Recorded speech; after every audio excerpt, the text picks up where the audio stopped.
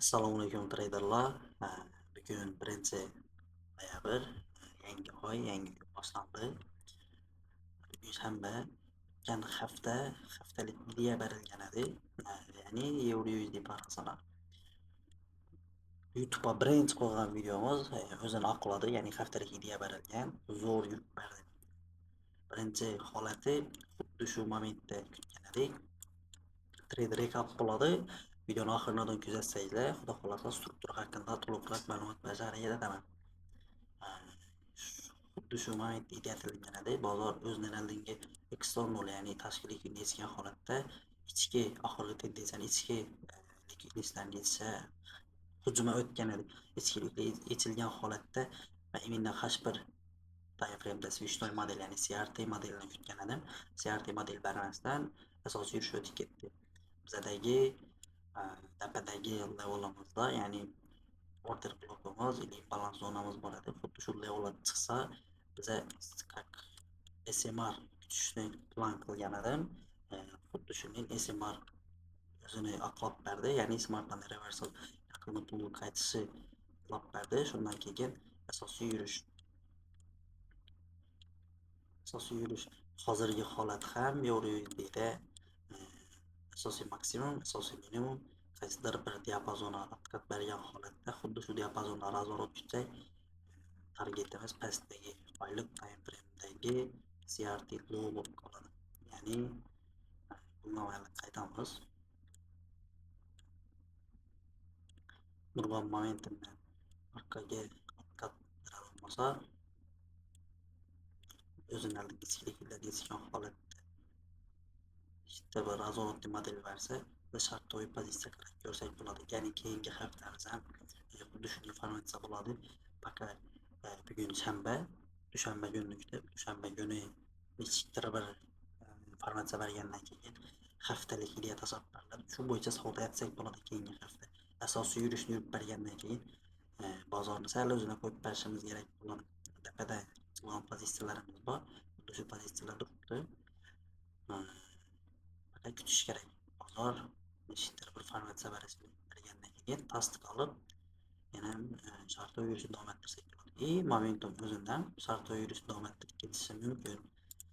Shuni inobat olib savdo etish kerak. Haftalik videoga qaytamiz. Bugun основной ko'rib chiqadigan narsamiz struktura, bozor strukturasi. Men ekran zapis bilan ishlayman. Отдельный как slayd tuzib, dattirib ishlaganda lучше реальный momentda bozorni momentum tushuntirib bergan men uchun yaxshiroq. Shuning uchun reальный momentda tushuntirib beraman. Bozorda sodda aytib aytganda 3 xil trend turlari mavjud. Trend turlari. Birinchisi long bozorni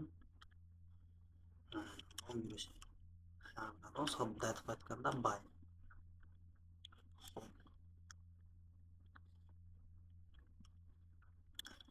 Bozor buy yurishi deganda bozor o'suvchi bo'ladi. Narxdan qaysidir bir narxga intiladi. Lekin bu sodda bo'lib qolishi mumkin emas. Bozor qaysidir bir narxlardan buy pozitsiyaga kirgan treyderlar qaysidir bir narxga borganda pozitsiyasini yopadi.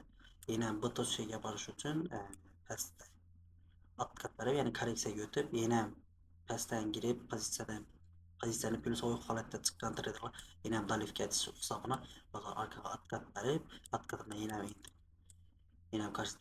qaysidir bir diapazonga borganda yana korreksiya.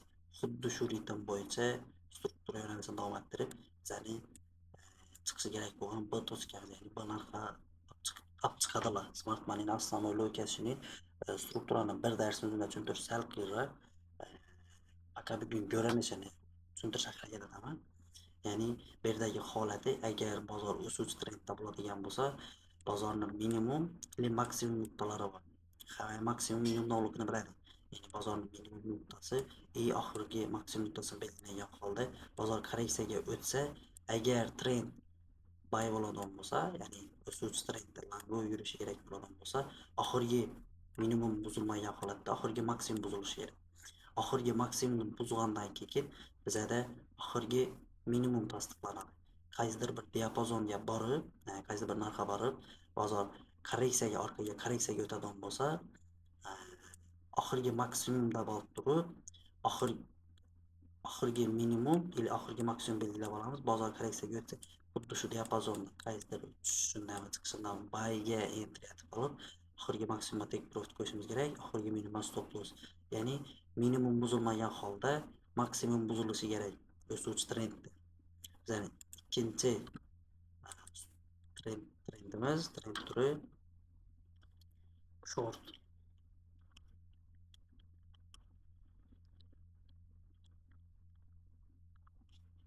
Ya'ni hamma sellab ishlatadi. Xo'p, short xuddi shuni naboroti bo'ladi. Ya'ni oxirgi maksimum ili oxirgi minimum kerak bo'ladi. Bu yerda oxirgi maksimum nuqtamiz buzilmagan holatda bozor откат o'tsa, oxirgi minimumni buzishi kerak. Ya'ni oxirgi minimumni buzib o'tishi kerak bo'ladi. Bozor o'zidan oldingi minimumni buzgandan keyin oxirgi maksimum ko'chadi. Bozor xuddi shu zonadan, misol, qaysidir bir narxdan orqaga korreksiyaga o'tadigan bo'lsa, oxirgi minimum momentumga ko'chadi.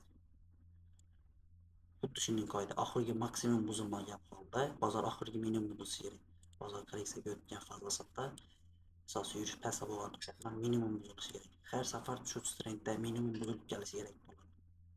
Bu sodda aytib aytganda, tushuvchi trendda maksimum buzilmasligi kerak, o'suvchi trendda minimum buzilmasligi kerak. Xo'p, bizda uchinchi holati bor, bozorni bokovoy yurish, ya'ni range. Bozorni range holati. Qaysidir bir narx diapazoni ichida bozor range holatda qolib ketadi.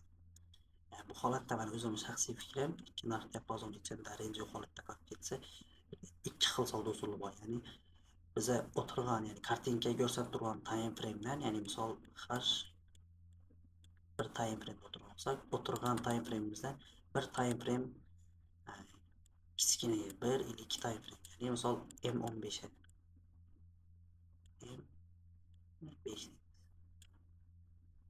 M5 time frame. M5 time frame o'tishimiz kerak. M5 time frame'da xuddi shu chiqishimiz bizada misol xuddi shunday buy trend yasab shakllantirib bergan bo'lishi mumkin. Bu yerda nishab savdo etishni hozir tushuntirdim. Oxirgi minimum buzilmagan holda oxirgi maksimumga target qo'yib savdoga kirishimiz kerak bo'ladi. Agar biza yo'nalishni to'g'ri topgan bo'lsak, boy joydan intratalik. Misol bu yerda intratamizmi? Bozor lango yurishda bu yerda intratamizmi? Hujumdan paysaga kirib olamizmi?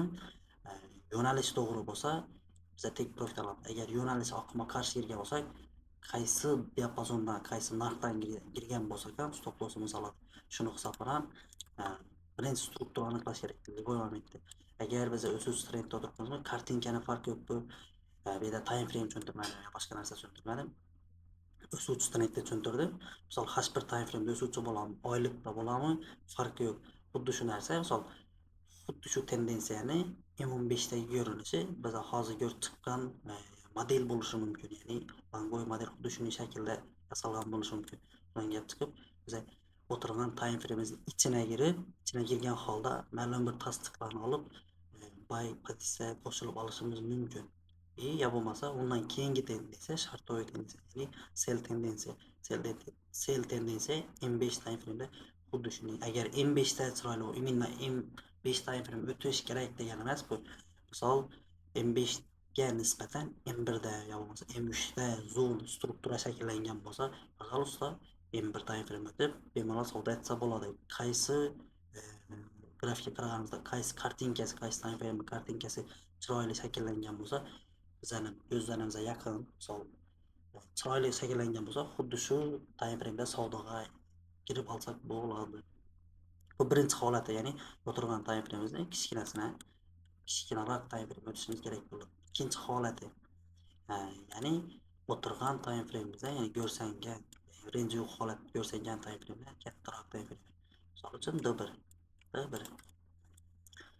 Misol xuddi shu range yo'q holat bizani o'suvchi strukturamizni yo bo'lmasa qaytadan chizaman. Xulosa struktura ketib qoldi. Bizada qoidani ichik, qoida oxirgi misol minimum buzilmagan holda oxirgi maksimumni buzishi kerak edi bozor. Farqi korreksiyaga o'tgan holatda oxirgi maksimumni buzdi. Bizada oxirgi minimum momentumga ko'chadi. Bozor qaysidir bir narx diapazonida borgan vaqtda sela korreksiyaga o'tsa, oxirgi maksimum xuddi shu zonaga keladi. Xuddi shu zonada bizada savdo usulini ichishadi. Savdo usuli minimumga stop loss qo'yish kerak, maksimumga take profit qo'yish kerak. Range yo'q holat bizada xuddi shu diapazonda boshlansa. Ya'ni ikki narx diapazoni ichida bozor range'ga kirib qoldi. Bu yerda bizada asosiy yo'nalish buy. Любой joydan interaksiya ham agar trendimiz buy bo'ladigan bo'lsa, maksimum belgilasa kerak bo'ladi. Bu xoh sal prosentga bo'lib buy ketsin, xoh momentum buy ketgan taqdirda ham biza asosiy yo'nalishga turgan bo'ladi. Ya'ni range yo'q holatda biz ikki xil savdo qilamiz. Birinchisi o'tirgan time frame'imizni ichine kirib, ya'ni har bir bu tendensiyani, har bir chiquvchi или tushuvchi tendensiyani ichida bizada buy struktura или shartli struktura hisob bergan bo'lishi mumkin. Shuni ichida bizlar o'zlarimizga kerak bo'ladigan strukturani topib olib, yaxshi entry zonani topib olib, shundan kirib olamiz. Range yo'q holatda esa shuni naboroti Euro USDda ham xuddi shu narsa shakllangan. Shu narsa shakllangan. Hozir biz tushuvchi trenddamiz. Oxirgi maksimum, oxirgi minimum, oxirgi maksimum, minimum, oxirgi maksimum, oxirgi minimum. Oxirgi maksimum. Xuddi shu diapazonda biz paka range yo'q holatda deb qarasak bo'ladi. Bu kichkina time frame bo'lsa, langoy bo'lgan, lekin paka range yo'q holatda, ya'ni oxirgi maksimum, oxirgi minimum ichida bozor range'da. Biz asosiy trend sell bo'lgan hisobda sell pozitsiya ushaldi. O'zidan haligi minimumni buzdi. Burada maksimum tasdiqlandi. Endi narx qaysidir bir oxirgi maksimum korreksiyaga o'tsa, qaysidir bir narx diapazoniga kelgan holatda orqaga korreksiyaga o'tishi mumkin. Shu yana shu oxirgi maksimum buzilmagan holda oxirgi minimum target qo'yib, bu yerdan bo'ladi. Salda paratdan korreksiyaga o'tgan bilan momentum savdoga kirib ketiladi. Bozor xuddi shu ritm bo'yicha keladi. Oxirgi maksimum berib o'tadi, oxirgi minimum berib o'tadi. Xuddi shuni hozir mana bu yerda chizib berganim sodda bo'lishi mumkin. Grafikda sal boshqacharoq keladi baribir. Grafikda ko'proq ishlashimiz kerak bo'ladi o'zlarimizga. Nechali time frame uzoqroqdan grafikka uzoqroqdan qarashsak, shunchalik aniqroq savdo etsak bo'ladi. Birinchi holatini o'zi asosiy tushish trend bo'lgan. Xuddi shu diapazonda bizada lango yurish boshlangan. Misol minimum, maksimum, minimum, oxirgi maksimum bu yerda buzilgan. Qaysidir bir narxga borgan vaqtda maksimum, minimum, maksimum, minimum, bozor maksimumi, minimum, maksimumi, minimum, bozorda yangi maksimum shakllandi. Bozor hozircha oxirgi minimum bilan oxirgi maksimum e'tibor qiladimi? Bozor oxirgi minimum, oxirgi maksimum ichida turibdi. Men hozir Euro USDda xuddi shu minimum yangilanishini kutib turibman. Bu narsaning sababini asosiy struktura bilan tarafdan kelgan. Ya'ni qaysidir bir likviddan yetgan hisobida bozor razvorot etyotir. Xuddi shu holat oxirgi minimum, oxirgi maksimum, oxirgi minimum, oxirgi maksimum. Ya'ni biza hozir kichkina time frame'dagi strukturasini belgilab oldik. Bu asosiy strukturani korreksiyasini o'tadigan fazadamiz. Mening fikrim, struktura faqat bunday holatda emas.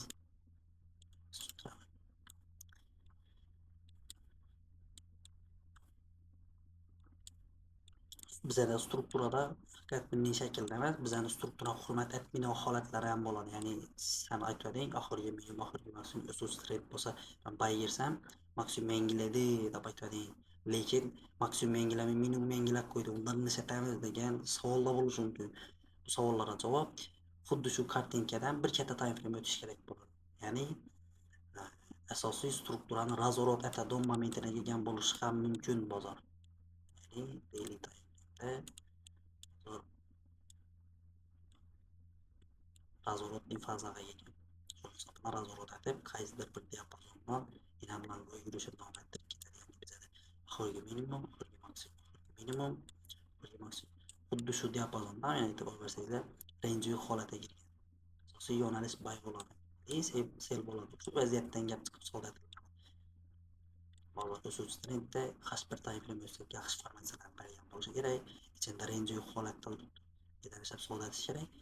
Ikki xil yo'li bor. O'tirgan daily time bo'lsa H1 time M15 time o'tib turib, strukturasini belgilab olib, Mangoy ili shartoy pozitsiyaga kira olsak, ikkinchi holati shu sal grafikka uzoqroqdan qarasak, Mangoy yurishini oldindan bilib savdoga girsak bo'ladi.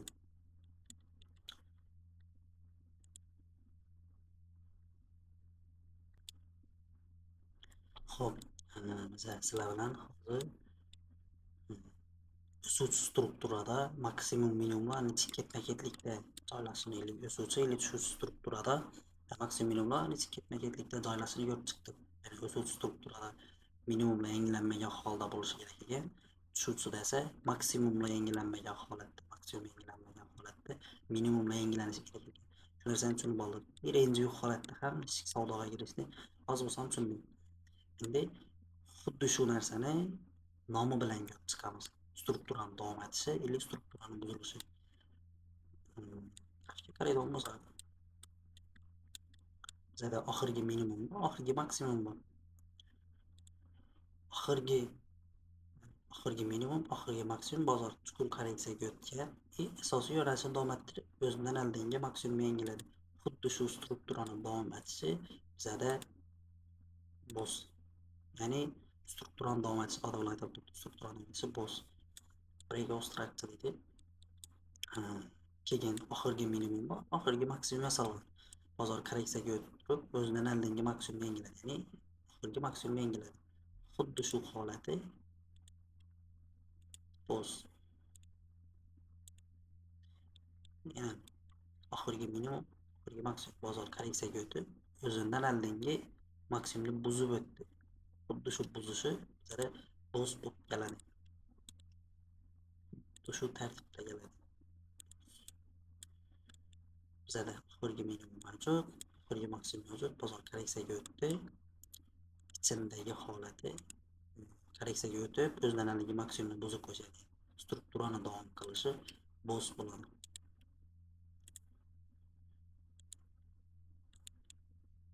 Xo'p, yana davom ettiramiz. Oxirgi minimum, oxirgi maksimum bozor korreksiyaga o'tib, asosiy yo'nalishni davom ettirdik. Bu yerda bizda boz shakllantirdik. Ya'ni oxirgi minimum mavjud, bozor chuqur korreksiyaga o'tdi, oxirgi maksimum mavjud. Sal tozalab turamiz. Oxirgi minimum ili oxirgi maksimum ichida agar bozor minimumni buzmagan holatda maksimumga yurish davom bo'lsa, boz, ya'ni o'sha struktura davom etadi. Ma'ni aytgan ideyam stop olishi mumkin, ya'ni ideyam o'xshamasligi mumkin. Xuddi shu minimum buzilishini kutadi. Endi xuddi shu minimum buzilishi bizda nima bo'ladi? Ya'ni biz strukturani davom etishi bo'lsa ekan, xuddi shu minimumni buzilishi, bozor kelib xuddi shu minimumni buzsa, yerda bizda cho'ch bo'ladi. Ya'ni change of direction. Ya'ni cho'ch. Nima degani? Pastda yasalgan shu narsa. Bo'sni o'rgandik. Misol oxirgi maksimum, minimum, maksimum swing qarayman, ichindagi tendensiyalarga e'tibor bermang do'kon. Bu yerdan savol berishingiz mumkin. Minimum, maksimum yasalgan bo'ldi. Yani asosiy strukturaga qarasa harakat etib, ya'ni sal kattaroq. Bu narsadan savdo etishni o'zim yo'llarim bir videoga sig'maydi hammasi. Boshqa soddaroq tushuntirishga, soddalikdan sal kerak murakkablashtirib boramiz. Boshqa soddaroq qaraymiz, keyin to'ldiramiz. Maksimum oxirgi minimumni bu yerdagi holati bilmagan, undan keyingisi bo'lsa minimum, bizada maksimum yasalgan. Xo'p, birinchidan oxirgi maksimum, minimum bozor korreksiyaga o'tdi. O'zidan oldingi maksimumni buzmagan holatda oxirgi minimumni yangilab berdi. Bu yerda bo'z holat edi. Strukturani davom etishi e'tibor beramiz. Strukturani davom etishi bo'z bo'ladi.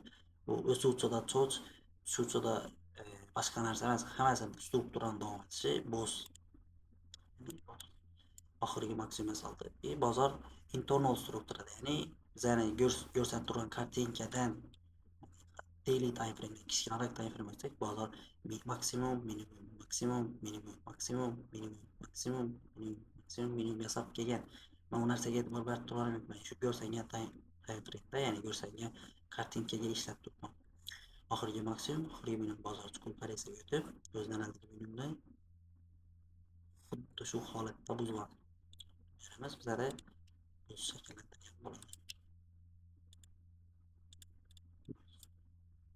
Bizada oxirgi maksimum, oxirgi minimum qat o'tib, o'zidan oldingi minimum buzdi. Buzgan holati oxirgi maksimum, oxirgi minimum. Bozor o'zidan qat o'tib, o'zidan oldingi maksimumni buzmagan holda minimumni yangilashi kerak edi, lekin bu maksimumni yangilab qo'ydi. Bu narsa bizada cho'chib qoladi. Ya'ni change of character. Strukturaning buzilishi sodda aytganda. Normalda strukturaning buzilishi bizada asosiy maksimum buzildi. Xuddi shu holat bu yerda ham shakllangan. Minimum, asosiy minimumlar buzilmagan holatda bozor o'z strukturani davom ettiradi. Agar bu cho'chqatadan bo'lsa, keyingi qiladigan ishi nechik bo'lishi mumkin. Bu yerda cho'chatgandan keyin bozor asosiy yurishi o'tib ketgan. Bu yerda ham men kutadigan narsa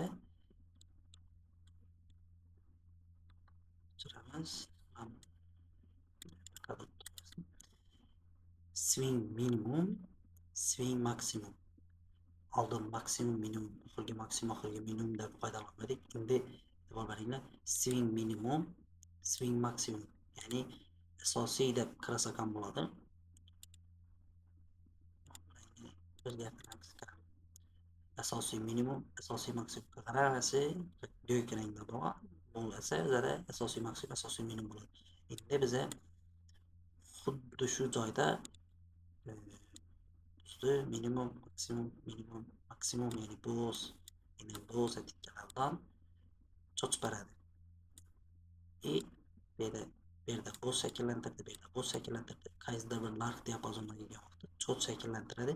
Keyin bozor qat o'tsa, oxirgi maksimum, oxirgi minimum ichida biza buy, ya'ni yo'nalishni davom ettiramiz. Shu yerda bizada keladi, qaranglar. Asosiy minimum, asosiy maksimum, asosiy minimum asosiy maksimum bo'ladi. Buni ichidagilar bizada internal bo'lib qoladi. Ya'ni buni ichidagilar bizada ko'k rangda belgilanadi. Minimum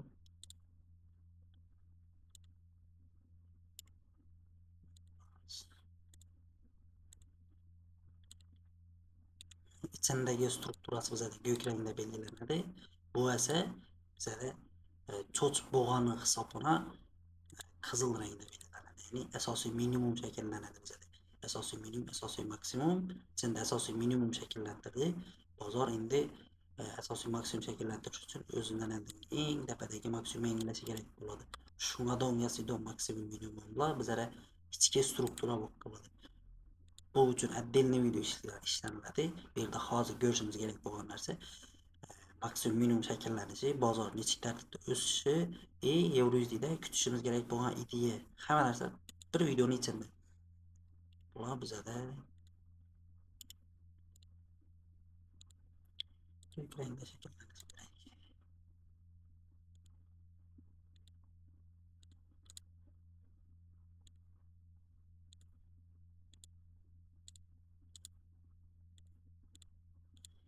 E'tibor bersak, hamma buzib o'tib ketishi bo'z. Bozor qaysidir bir narx diapazonida borgan vaqtda o'zidan oldingi maksimumni buzib o'tib ketdi. Swing time frame'da maksimum yasaldi. Swing time frame'da maksimum yasalsa, koreksiyaga o'tadi. Koreksiyaga o'tishi qaysidir bir minimumni cho'chatib qo'ydi. Keyin bozor asosiy minimum, asosiy maksimum ichida pasa koreksiyaga o'tib buzib qo'yadi. Bu yerda yana ham cho'cha soladi. Xuddi shu tartibda yo'nalishni davom ettirib ketadi. Strukturani qoidasi xuddi shunday bo'ladi.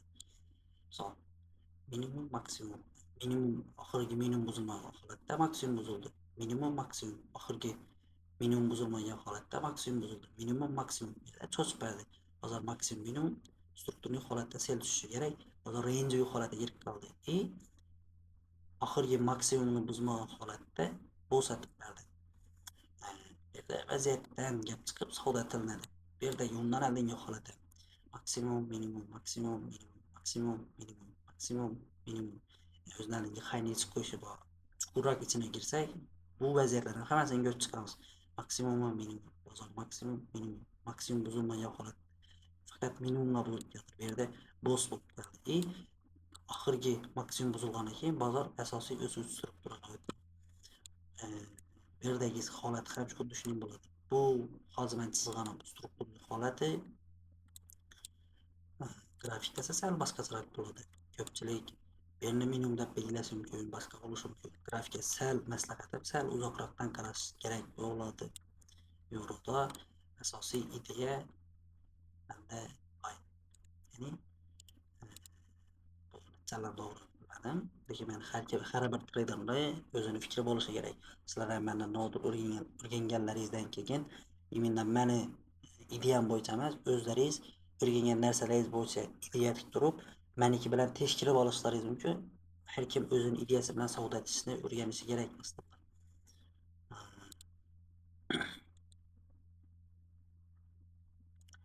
Xo'p, shu holatdan ko'rsak, qani 1971-yil fix kombrokeri asosiy minimum, asosiy maksimum, asosiy minimum, asosiy maksimum.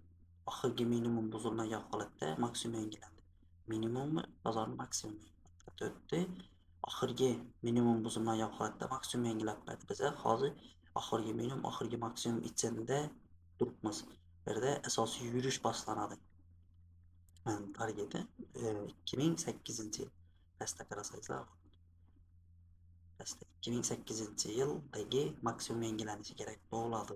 Lekin bu misol qachon boshlandi? Bu yil 22-yilda razvorot etish boshlandi. Bu yil expansion o'tdi. Yana 25-yil boshlanishi bilan Trump prezident bo'lgandan keyin asosiy yurish o'tdi. Tursak, asosiy yurish boshlandi.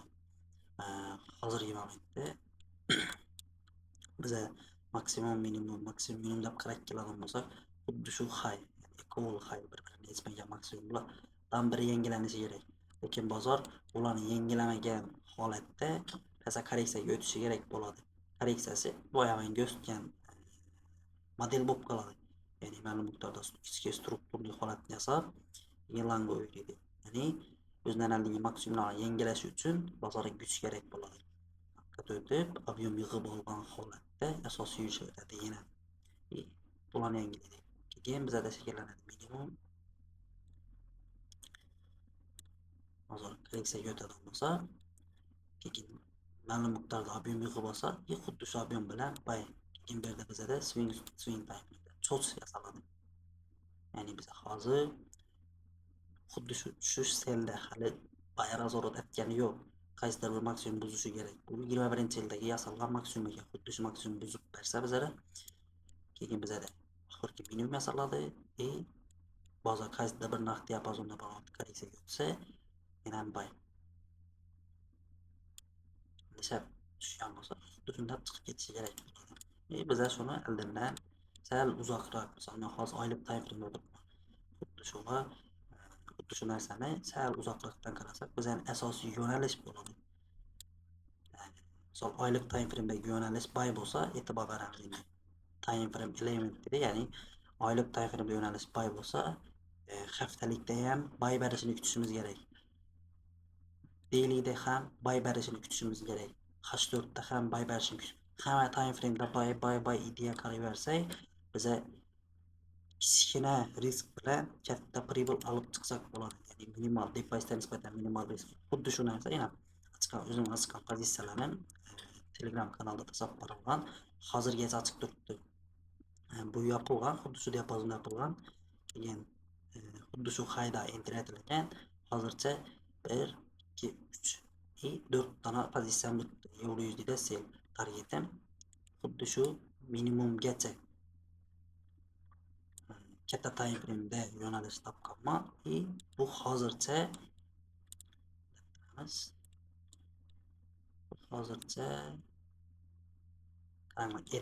error degan narsani ko'pchilik biladi. Birga 98 RR почти 10 dollar eskatilgan.